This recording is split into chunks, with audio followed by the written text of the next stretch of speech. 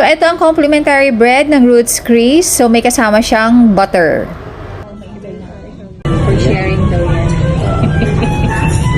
Okay, so tikman na natin para malaman natin kung saan ba ang pinakamasarap na complimentary bread.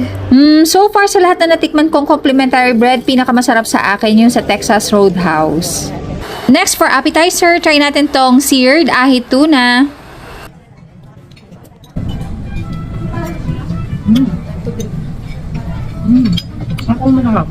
And of course, dapat matikman natin tong kanilang bestseller na crab cakes. Tingnan natin kung masarap nga. Crab cakes. Oops, ayaw palata. Napaso yan.